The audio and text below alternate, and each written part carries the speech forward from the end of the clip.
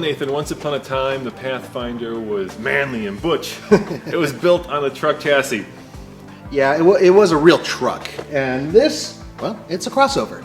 Coming up next on the Fast Lane Car.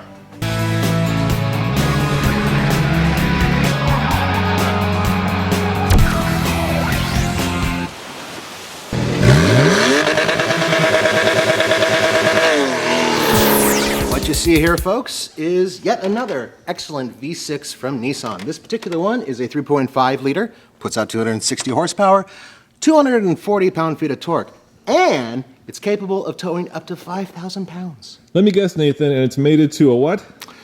Continuously variable transmission, CVT, unique to this particular vehicle.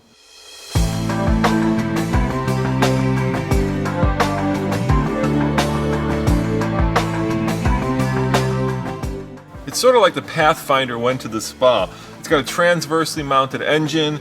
It's no longer built on a truck frame, sort of like the new Ford Explorer. And just like the Ford Explorer, there is a terrain management system that you can select auto two-wheel drive or lock for four-wheel drive. So yeah, it's not as capable off-road, but inside, you know what? I'll let Nathan tell you about that.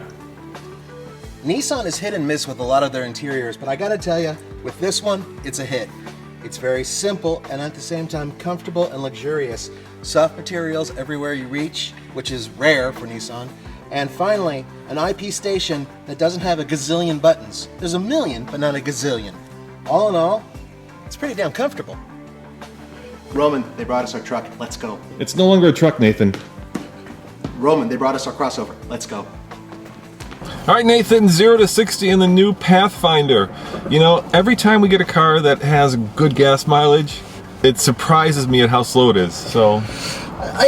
So far, I think this car will surprise. And yes, I'm calling it a car. I know you guys say crossover or whatever. Nah, it's a car. It's a big car, but it's a car. Kind of like a fat Maxima. It's like a fat Maxima, baby. All right, let's wait for it to reset, and here we go. Here we Ready, go. guys? Floor it. Yep. Oh, you got some wheel spin there, my man. I might be surprised. This thing's got some boo-boo. CVT goes up to 7,000. There it is. Oh my. Wow. 7.76. That's impressive, dude.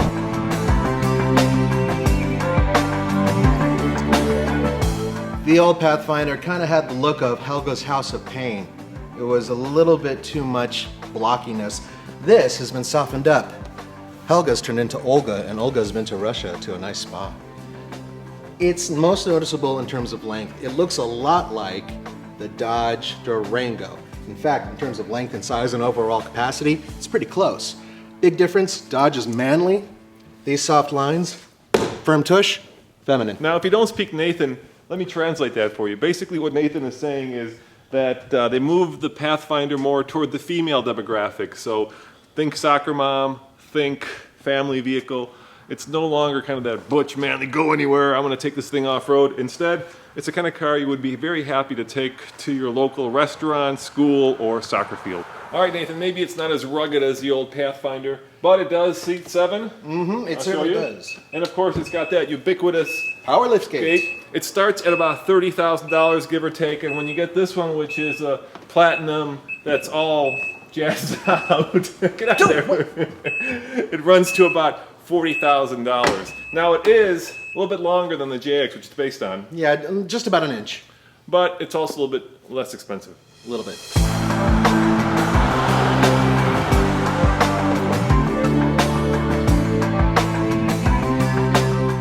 You family types might like this interesting little feature on the side. You lift up the little thing here and you can slide it forward without having to remove the kid seat. All right, get back there, dude. See how easy that is. All right. Yeah. Not horrible for a 250-pound gorilla. And I'm back here. I got enough headroom. Okay leg room. Not bad. Not bad at all. How about that cool sunroof? Yeah, you know what? You have to lean forward to really appreciate it from here, but people in the second row will love it.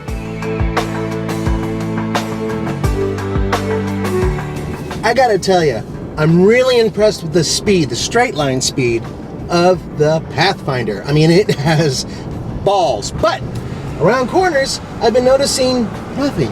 I don't really know exactly what's going on. I think that the steering is a little over boosted, Hey Nathan, what does this thing ride like? It rides like the JX, which it's related to. And you know what? The JX rides nice. It's a little firm when you're going over something like big, an expansion joint or something, but in terms of on this road, smooth, it's relatively quiet, compliant.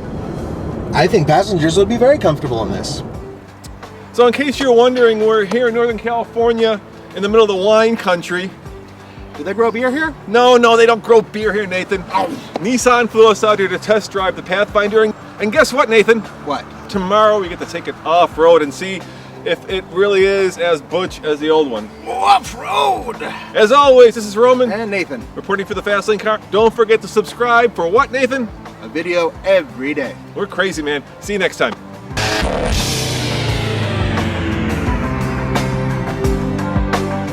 This is a CVT mock-up, a continuously variable transmission. We talk about them all the time.